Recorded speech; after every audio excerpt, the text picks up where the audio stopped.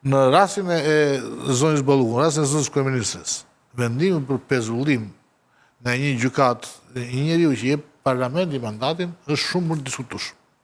Shumë diskutueshëm. Jo, shumë, do të thënë, vërtet kemi të bëjmë me dy pushtete të ndryshme. Gjyqësori dhe ekzekutivi. Të ndrysh në një pushtet në një pushtet tjetër, në detyrat dhe kompetencat në një pushteti tjetër, quhet ndryrje në pushtet.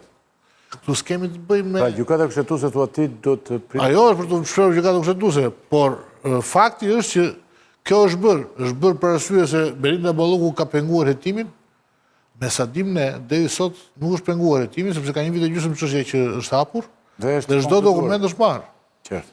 Prandaj mendoj që ndoshta gjykata bashkë me Spakun, ndoshta janë ndjerë në një presion tjetër të mëvonshëm, por jo në presion të mëpashëm. Ka disa ditë që ka një debat hapur publik mes vendimit që ka marrë gjykata kundër krimit dhe korrupsionit, e cila pezullon nga detyra zëvendësoj ministrin dhe ministren, dhe faktit nëse ka tagër për ta bërë këtë punë apo jo.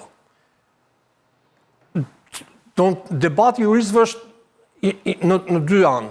Po në dy krah tonë ka tagër, s'ka tagër. Unë vetë ka ashpër që thonë s'ka tagër. Unë vetë mendoj që ai në një i kodit procedurës penale duhet patuar 142-shi. Po është 103-shi. 242. 103-shi që thotë... Jo, është pika deputeti... Ata e referuar nga shtetuta, por po them, si pas kodit procedurës penale, Belinda Balluku është deputete dhe GKO-ja nuk po e pezullon nga detyra e saj si deputete, pra mund të vazhdoj rolin e deputetes komisione në parlament, por e pezullon nga detyra si zëvendës kryeministre dhe ministre. Gëzon thot në një tjetër atributet e deputetit. Një detyrë që ja ka caktu kryeministri brenda një dite në asamblenë e PS-s, ti zëvendës kryeministre, ti ministri shëndetësie, ti ministri drejtësie, si që caktuaj. Kështu që në këtë formë mund ta shkarkonte dhe ta zëvendësonte me dikë tjetër. Por i gjithë ky debat vjen në këtë pikë, sepse që ditën 0, kur Spaku e mori të pandehur zëvendës kryeministren, si një vend që aspiron për të hyrë brenda BE-s dhe për të zbatuar gjithë kodet morale të BE-s, zëvendës kryeministra duhet kishte dhënë dorëheqjen. Nëse ajo do kishte dhënë dorëheqjen atë ditë, nuk do hapej fare ky debat. Po kështu do të kishte dhënë për shembull presidenti Trump dhe shumë njerëz tjerë. Nëse ky është një gjë shumë e debatueshme. Tani presidenti Trump nuk ishte në detyrë kur u ndërmor procesi gjyqësor. Por po them, në BE ka disa standarde dhe kur një zyrtar i lartë merret i pandehur, tërhiqet nga detyra dhe presim vendimin e gjykatës kushtetuese. Ky është hapi tjetër, pra tash si do vendosë ka juristë që bëjnë ashpërsisht. Manjani për shembull, patjetër ashpërsinë më të madhe thoshte që ky është një puç. Po ta shohim politikisht pastaj është një puç. Këtu janë dy palë. Ndoshta duhet pyetur një apo dy njerëz që kanë shkruar kodin e procedurës penale. Pra çfarë kanë pasur në ndërmend ata kur kanë shkruar këtë emrin? Ne pyesim në një plan. Por na reflekton neve që jemi akoma të zbuluar në disa çështje të ligjit. Po ne kemi shkuar te kjo pikë sepse u kalua i hapi parë pa u përfol fare. Pra në zonës kryeministre do kishte dhënë dorëheqjen. Siç duhet ta kishte dhënë Erion Veliaj dorëheqjen kur u arrestua dhe nuk do krijosh gjithë ajo procedurë e gjatë të shkojmë gjykatë kushtetuese, duhet apo s'duhet qëndrojnë detyrë e thirrën apo se thirrën mbledhje.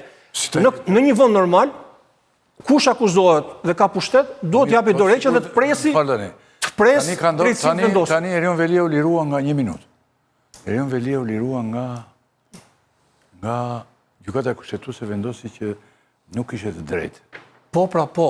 Se duhet shkonte gjykata kushtetuese çështja? Bashkia Tiranës, pyeta, mbeti pa kryetar bashkie. Po. Tiranë po të lëvizësh tani, pavarësisht kush është nën kryetar, kush është bërë emëruar si gjoja kryetar, Tirana valvitet nga plerat, nga gjithë. Po, Ylli, po a do ndodhte kjo gjëja nëse ai do kishte dhënë dorëheqjen? Po jo. Do shkojnë në zgjedhje. A do ndodhte ky debati kushtetues? Ishte shumë e diskutueshme kjo. Po mirë, pra, unë po them, çfarë duhet kishte ndodhur? Unë mendoj që parimi është ky, që në momentin që fillon hetimi, një zyrtar jep dorëheqjen. Përjashtim nga ky parim është ai përjashtim që bëhet në Shqipëri. Edhe kur humbet zgjedhjet, që duhet jap dorëheqjen kryetari. Që këta të akuzuar thonë që ky është sulm politik, jo sulm ligjor. Jo një Të ndërmarrje. gjithmonë, të gjitha sulmet që këta kanë bërë, Pra, opozita thotë sulm politik. arsyeja pse Velia i sjell Dorëgjin në thotë që është një sulm politik. Balluku mendon që është një sulm politik ndaj saj.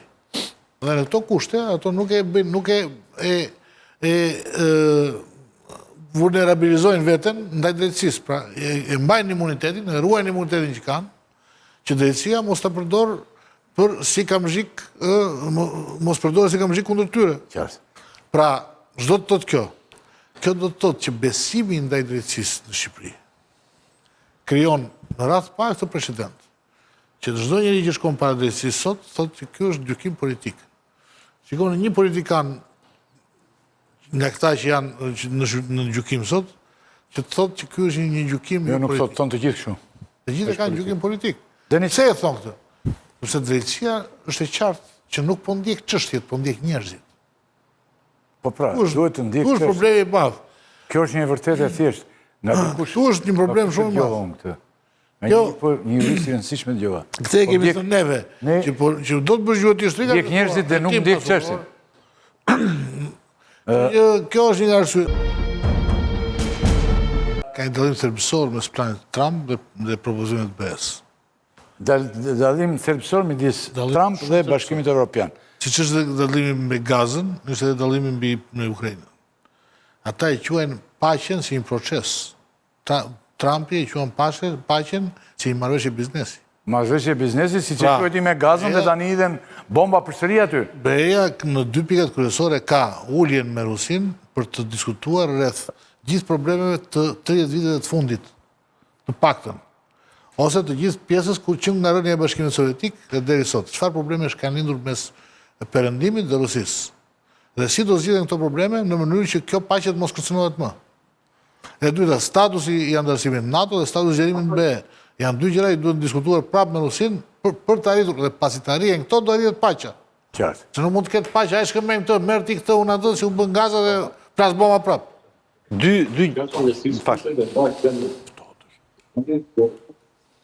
Atëre, Nëse mund të them diçka, thuhet diçka, po të bëj dhe një pyetje unë që është finalja.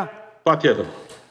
Tani, dakord, gjitha këto kundërshti, si që teksoja Bilegaj, që është një kundërshti shumë e madhe, që ndryshojnë në princip gjerat. Kur ai e konsideron paqen si proces dhe ky e konsideron si biznes, janë gjera krejt të ndryshme, domethënë, si një biznesmen dhe një politikan. Atëre, Edhe i dërguari Trump, A, është- biznesmen është. biznesmen është i dërguari dhe Ata dikush ndryshmohet. thoshte që ai duhet të vizitohet. Duhet një psikiatër, thosh për Whitcomb. të dërguarin e Trumpit. Viscont, si e ka ai? Whitcomb. Whitcoffi thotë, Whitcoffi duhet vizitohet tonë. Ortak biznesin e Të Trumpit. marrë doktor psikiatër, jo fare kështu.